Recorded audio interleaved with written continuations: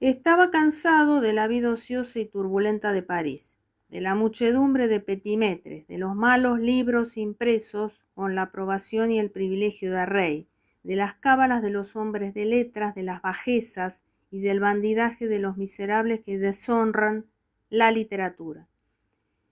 Conocí en 1733 a una joven señora que pensaba más o menos como yo y que tomó la resolución de ir a pasar varios años en el campo para cultivar su espíritu lejos del tumulto del mundo. Era la señora marquesa du Châtelet, la mujer de Francia con más disposición para todas las ciencias. En esta parte del relato cabe hacer una aclaración. Voltaire conoció a la marquesa du Châtelet cuando vivía en una callejuela enfrente de la iglesia de Saint-Gervais. Este encuentro supuso el comienzo de una relación amorosa que duró 16 años hasta la muerte de la marquesa.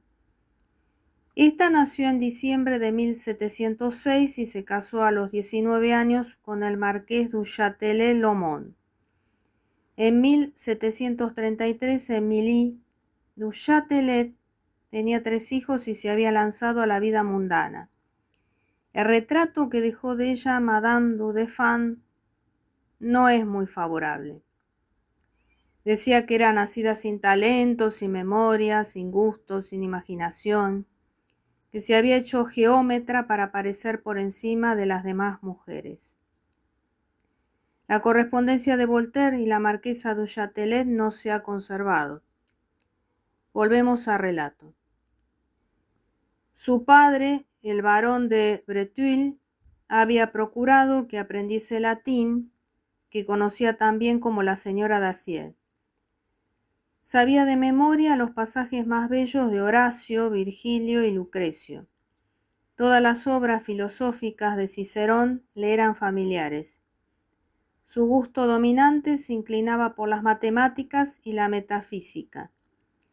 Raramente se ha unido tanta armonía espiritual y tanto gusto con tanto ardor por instruirse. No le gustaban menos el mundo y todas las diversiones de su edad y sexo.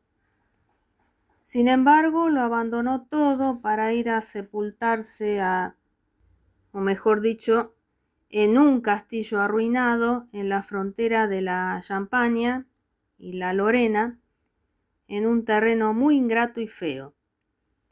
Embelleció el castillo adornándolo con jardines bastante agradables. Yo construí una galería, monté un gabinete de física muy bien equipado. Llegamos a reunir una biblioteca numerosa. Algunos sabios vinieron a filosofar en nuestro retiro. Durante 2 años enteros tuvimos al célebre Koenig, que murió siendo profesor en La Haya y bibliotecario de la señora princesa de Orange. Maupertuis vino con Jean Bernouilli y desde entonces Maupertuis, el hombre más celoso por naturaleza, me tomó por objeto de esa pasión que siempre le ha sido muy querida. Enseñé inglés a la señora du Châtelet, que al cabo de 3 meses lo supo tan bien como yo, y leía igualmente a Locke, Newton y Pope. Aprendió italiano con la misma rapidez. Leímos juntos toda la obra de Tasso y Ariosto. De suerte que cuando Algarotti vino a Cirey, donde terminó su newtonianismo per la dame, la encontró lo bastante instruida en su lengua como para darle muy buenos consejos que él aprovechó. Algarotti era un veneciano muy amable, hijo de un comerciante muy rico. Viajaba por toda Europa, sabía un poco de todo y a todo confería gracia. Solo buscábamos instruirnos en este delicioso retiro sin enterarnos de lo que pasaba en el resto del mundo. Nuestra mayor atención se dirigió durante mucho tiempo hacia Leibniz y Newton. La señora du Châtelet se consagró al principio a Leibniz y desarrolló una parte de su sistema en un libro muy bien escrito titulado Institutions de Physique. No intentó aderezar esa filosofía con adornos extraños. Esa afectación no era propia de su carácter viril y verdadero. La claridad, la precisión y la elegancia constituían su estilo. Si alguna vez se ha podido dar alguna verosimilitud a las ideas de Leibniz, es en este libro donde hay que buscarla.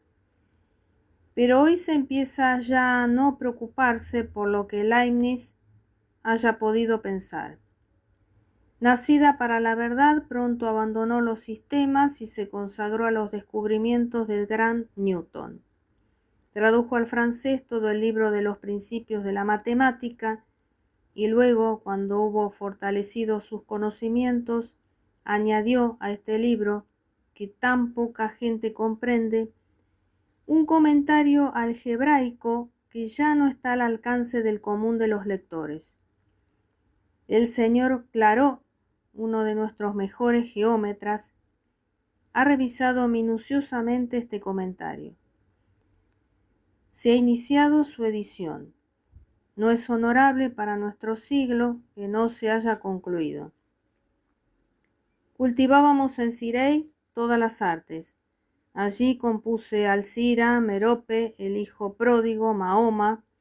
Trabajaba para ella en un ensayo de historia general desde Carlomagno hasta nuestros días.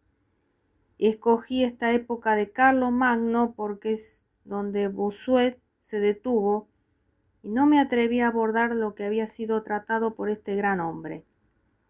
Sin embargo, ella no estaba satisfecha con la Histoire universelle de este prelado. Haciendo un pequeño paréntesis, aclaramos que las memorias abarcan 25 años de la vida de Voltaire y nunca las publicó en vida, por temor a represalias políticas. Después de pasar casi 6 años en este retiro, en medio de las ciencias y las artes, tuvimos que ir a Bruselas, donde la casa du Châtelet sostenía desde hacía mucho tiempo un litigio de consideración contra la casa de Hunsbrück. Tuvo la alegría de conocer a un nieto del ilustre y desgraciado gran pensionario de Witt, que era primer presidente del Tribunal de Cuentas. Tenía una de las mejores bibliotecas de Europa, que me fue de gran utilidad para la historia general. Pero tuve en Bruselas una alegría poco frecuente y que sentí con más fuerza.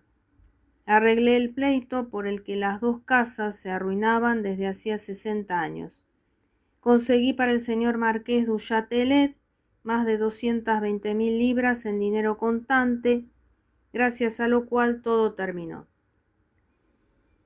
Cuando todavía estaba en Bruselas, en 1740, el corpulento rey de Prusia, Federico Guillermo, el menos paciente de todos los reyes, el más mezquino y más rico en dinero contante sin discusión, murió en Berlín. Su hijo, que se ha labrado una reputación tan singular, mantenía un trato bastante regular conmigo desde hacía más de 4 años. Tal vez nunca haya habido en el mundo un padre y un hijo que se pareciesen menos que estos dos monarcas. El padre era un verdadero vándalo, que en todo su reinado solo pensó en amasar dinero y mantener con el menor gasto posible las mejores tropas de Europa. Nunca hubo súbditos tan pobres como los suyos, ni rey tan rico. Compró a un precio irrisorio una gran parte de las tierras de la nobleza, la cual consumió muy deprisa el poco dinero que sacó de ello. La mitad de este dinero se ingresó de nuevo en las arcas del rey mediante los impuestos sobre el consumo. Todas las tierras reales estaban arrendadas a recaudadores que cometían exacciones al tiempo que hacían las veces de jueces, de manera que cuando un cultivador no había pagado al arrendador en el día señalado, éste tomaba su traje de juez y condenaba al delincuente al doble. Es necesario observar que cuando este mismo juez no pagaba al rey el último día de cada mes, era a su vez tasado al doble el primero del mes siguiente. Un hombre mataba una liebre, podaba un árbol en la vecindad de las tierras del rey o cometía cualquier otra falta, tenía que pagar una multa. Una joven tenía un hijo, la madre, el padre o los parientes tenían que dar dinero al rey por la labor. La señora baronesa de Nifhausen, la viuda más rica de Berlín, poseía 7 u 8.000 libras de renta. Fue acusada de haber traído al mundo un súbdito del rey en el segundo año de viudedad. El rey le escribió de su puño y letra que para salvar su honor enviara inmediatamente 30.000 libras a su tesoro. Se vio obligada a pedirlas prestadas y se arruinó. Tenía un ministro en La Haya llamado Luisius. Era seguramente el peor pagado de todos los ministros de las cabezas coronadas. Este pobre hombre, para calentarse, hizo cortar algunos árboles en el jardín de Hons Lardick, perteneciente por entonces a la Casa de Prusia. Al poco tiempo recibió un despacho de su señor el rey por el que le retenía un año de sueldo. Desesperado, Luisius se cortó la garganta con la única navaja de afeitar que tenía. Un viejo criado fue en su ayuda y desgraciadamente le salvó la vida.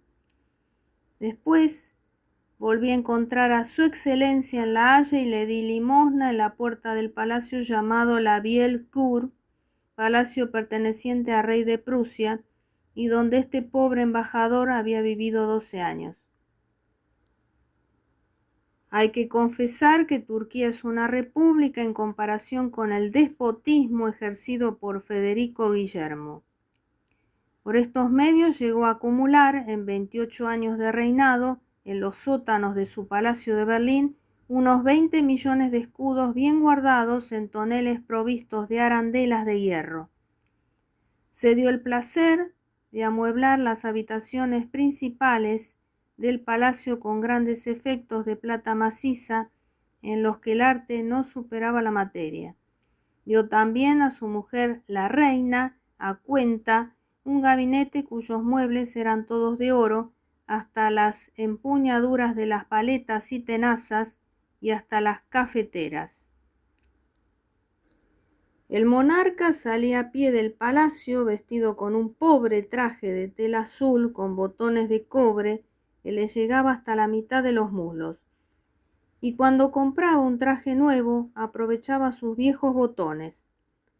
Con esta indumentaria, su majestad, armado con un grueso bastón de sargento, pasaba todos los días revista a su regimiento de gigantes. Este regimiento era su capricho favorito y su gasto más grande. La primera fila de su compañía estaba compuesta por hombres de los cuales el más pequeño medía 7 pies de alto. Los compraba en los confines de Europa y Asia. Su hijo, el rey, al que gustaban los hombres hermosos y no los altos, había colocado a estos al servicio de la reina en calidad de eunucos. Es un criado con librea vestido a la húngara.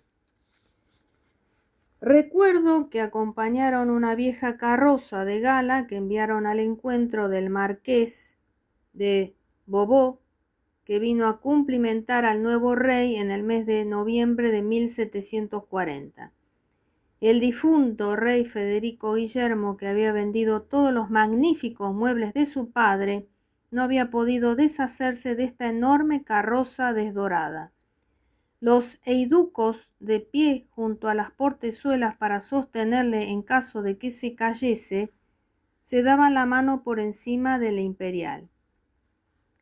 Después de pasar revista, Federico Guillermo iba a pasear por la ciudad. Todo el mundo huía lo más rápido posible. Si encontraba una mujer, le preguntaba por qué perdía el tiempo en la calle. «Vete a casa, bribona, una mujer honesta debe estar cuidando de su casa». Y acompañaba esta reprimenda con una buena bofetada, una patada en el vientre o algunos bastonazos.